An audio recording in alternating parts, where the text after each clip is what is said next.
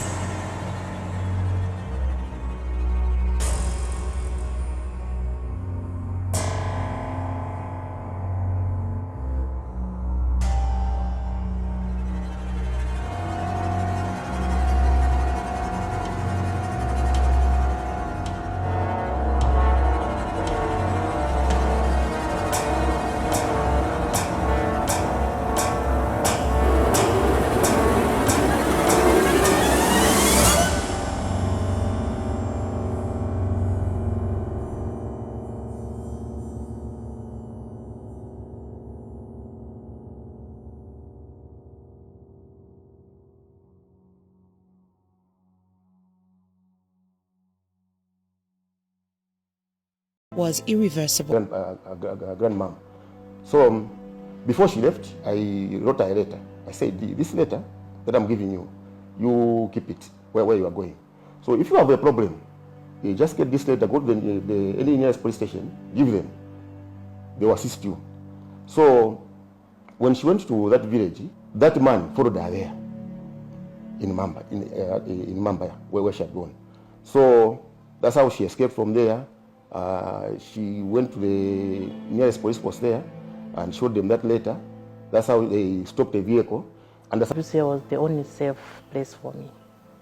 YWCA has been a beacon of hope for people like Captain Makwamba, empowering them to make informed decisions about their lives. Human rights are also girl children's rights as well. They're entitled to them. Now, I want to zero in on the services that are offered at the Child in Crisis Center, where our Captain Mapenzi passed through. There we offer a lot of counseling services. As you have heard, that we have the desks that are there. At this shelter, we have counseling services that continue, because normally survivors of gender-based violence are traumatized. When they come traumatized, there's continuous counseling that takes place. Whilst there, we don't want to keep these children away from school. The younger ones, from the ages of 4 to 7, we have a trained, one of the counselors there is a trained teacher. So she offers education classes for the time these survivors are in that shelter. So they undergo education classes, they do not miss out. And then whilst there, they're also prepared for court sessions. They're also prepared for court sessions, and they are taken to child-friendly court. Buses had left. The buses coming to Lusaka had left already. So now the police officers there, they had no choice but to talk to one of the truck drivers who agreed to bring me back here. So I got on a truck, came back to Lusaka. It was at night. I remember it was on a Sunday.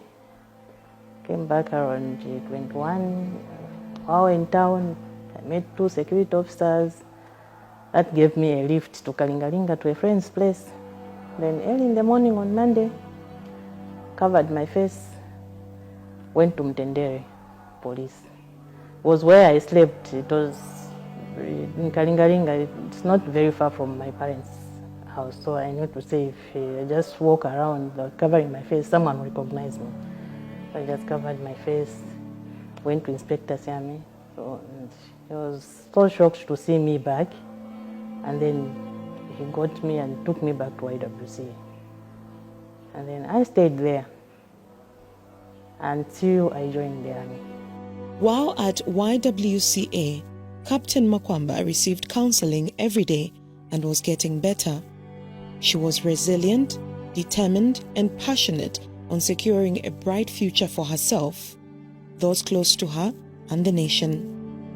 At the time when she came to us, she was definitely very, very disoriented, and she could not, we could not even help her to ask her about going for training.